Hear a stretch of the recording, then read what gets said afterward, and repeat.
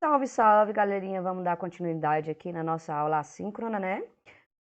Continuando a falar da nossa propagação de energia, os métodos de propagação de energia após a nossa apresentação de experimentos na aula síncrona. Vou falar um pouquinho então para vocês da parte teórica dessa eletrização. O que seria esse fenômeno de eletrização? Por que acontece esse fenômeno? É causado por quem, gente? O que eu expliquei lá para vocês na nossa aula síncrona? A eletrização é um fenômeno formado pelos prótons, elétrons e nêutrons. Eu apresentei para vocês lá quem? O nosso famoso átomo, né? Nosso conceito de eletrização sai do átomo. Por quê, professora? Lá acontece nosso primeiro conceito de conhecimento de uma eletrização.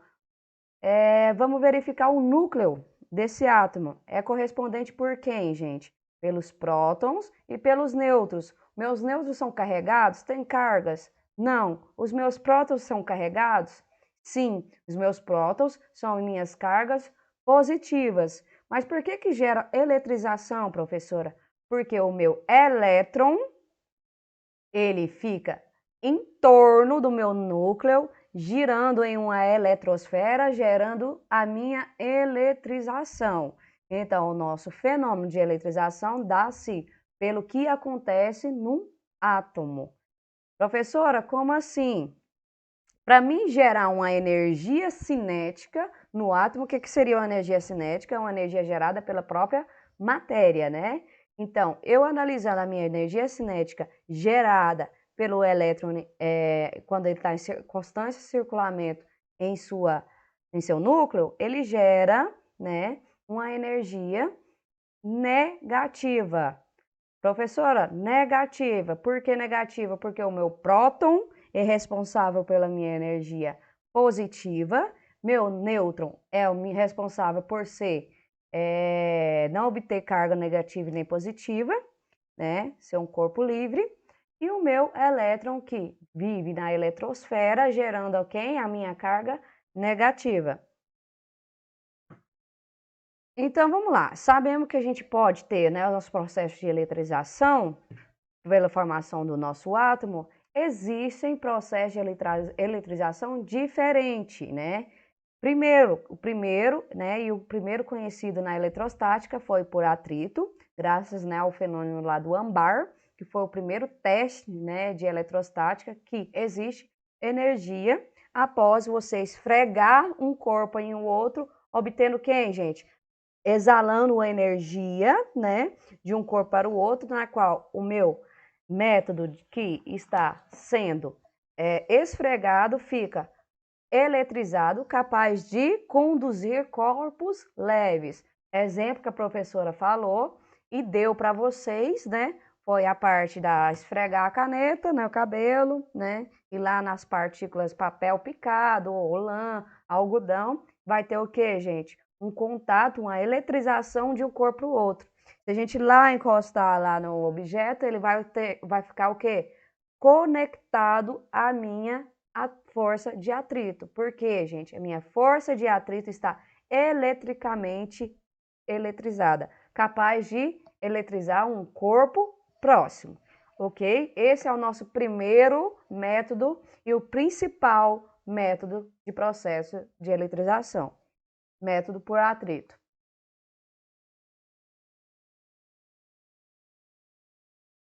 Professora, esse método de atrito é feito por quê? Corpos sólidos, né? Vidro, seda, algodão. Acontece com pele de gato também, então tem que ser o quê? Corpos leves. Então, se eu ir lá fazer um atrito com a minha régua em um objeto, pode ser num pano, esfregar, e lá no vidro eu vou ter um tipo de eletrização? Sim.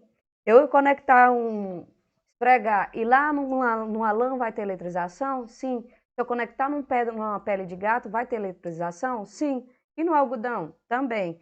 Então, gente, esses processos, esses sólidos aqui, é todo responsável por uma eletrização de atrito. Ok?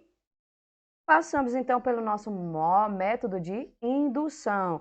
Professor, esse método de indução, eu preciso entrar em contato com o corpo para ter uma transferência de energia? Não.